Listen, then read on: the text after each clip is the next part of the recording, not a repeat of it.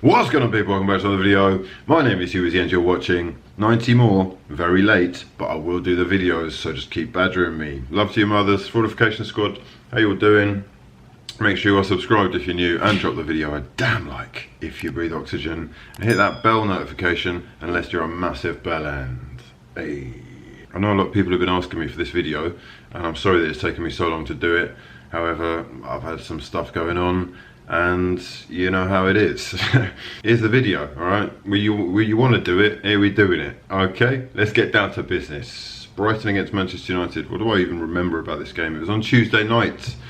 Brighton and Hove Albion, who have beaten United a couple of times. I think 2018, a couple of seasons ago, they won twice at home, I think. And maybe that would have reminded United that, or the players who are still there would have been reminded that they weren't to switch off.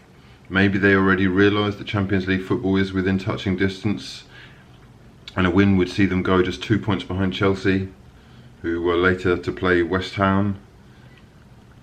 Maybe Brighton and Hove Albion have played really well since the restart and are just kind of knackered, but this certainly wasn't the same side that put the sword to Arsenal. To say that though is to kind of discredit United, and this is not a video where I want to do that, because best performance from a Manchester United side that I've seen this season, if only because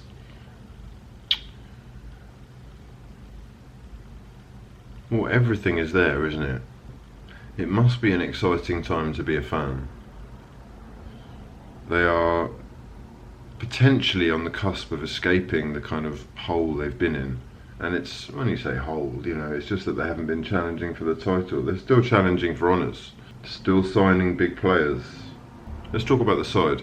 The lineup is David De Gea in goal, Aaron Wan-Bissaka at right back, Harry Maguire and Lindelof with Luke Shaw, Matic, Pogba, Bruno Fernandes with Rashford, Martial and Mason Greenwood, who is so talented. Wow, we're going to talk about that. We'll talk about all three of the goals. Let's talk about all three of the goals. First goal, Pogba laying it off to Bruno Fernandes, and Bruno tries to whip one towards the left-hand corner, and it takes a big deflection and curls in. Keeper got a hand to it and perhaps should have saved it, but he was totally wrong-footed and did well to even get down to it.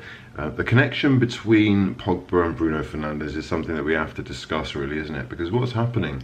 By signing a top talent, by signing a player who is not scared, who takes risks, who wants the ball, who will go forward and try things, what you're doing is you're taking a lot of pressure off Paul Pogba's shoulders. The weight is being lifted here, and we are seeing immediately a better player, a more complete player, a player who's being given options that he should have in midfield. And this is what it is, okay? If you put the likes of Ozil, a De Bruyne, a Pogba, these enigmatic players, these players who have vision to see between the lines and maintain possession or control the tempo of a game like that, if you put them around other quality players, then their level goes up. They appear to have an understanding between each other already, and that is good to see. He's had a great impact, Bruno. I don't think that we've seen the best of him or the worst of him just yet. I feel like there's... Basically, when I was watching him at Sporting, I just noticed that he used to shoot too much. Shooting from everywhere, and you know, that's how you score amazing goals, really, isn't it? You score goals by shooting. The more you shoot, the more goals you're going to score. It's that simple, really, isn't it? So there's nothing wrong with it, but it is something noticeable that in the Premier League, where it's kind of unforgiving a lot of the time, and you might have to work a lot harder to create that many chances. The second goal is, I mean, his little legs, they remind me of Van Persie so much. I know that people have been saying that now, but I watched Van Persie and he was slightly bow-legged as well.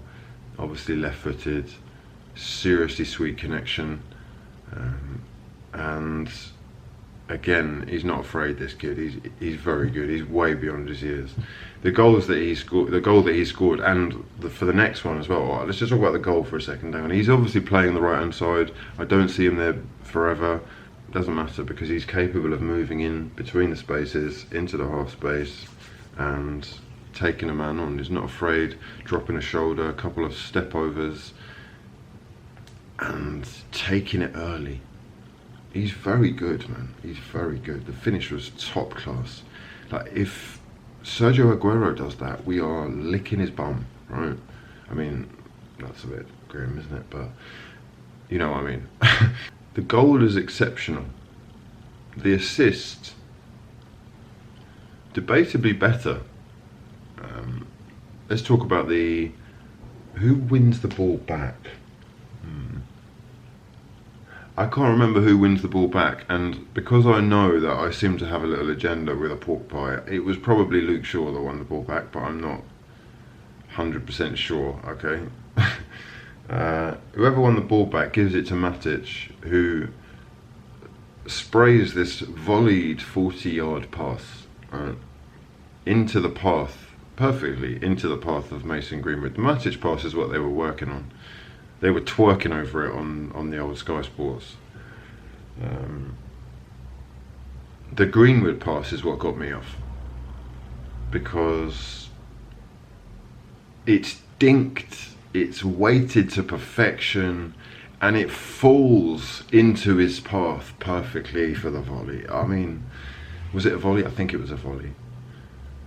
Beautiful pass. It's a great goal. Another goal for Bruno Fernandes. I don't know if you can call the first one. I mean, they were saying on the telly, did it take deflection? They didn't even mention the fact it took a deflection, really. It's it's not a nick. That's not a nick, right? A nick is a little edge. This was a fucking clonk that came with the curl as well. But the second goal it's a great team goal, and where we had Greenwood on the right, this time obviously on the left. That's an exciting combination of players. It's a very balanced side, and you may well be thinking, Matic's last legs, but been good. I'm sorry, I know that Fred and McTominay have got fans excited. Neither of them are in Matic's league on his day, right? In my eyes. And I do like Fred at times. He works hard. The fact that he's left-footed to me is an advantage because of the angles. I do think left-footed players are very important to have in your teams, and they can give you an advantage. I think left-footed players in general in sports, or left-handed players, I think they have an advantage. But yes, the third goal is Bruno Fernandes' brace. Let's talk about Paul Pogba. Obviously a lot has been made of Bruno Fernandes and how, by getting both goals, he probably gets man of the match. Did he get man of the match? Let me just have a look on the old. Yes, Bruno Fernandes man of the match, but Mason Greenwood with the goal and assists. Solskjaer's made a whole bunch of changes in the 64th minute, and I'll be honest, I didn't see this because, like I said, I had some problems I had to deal with.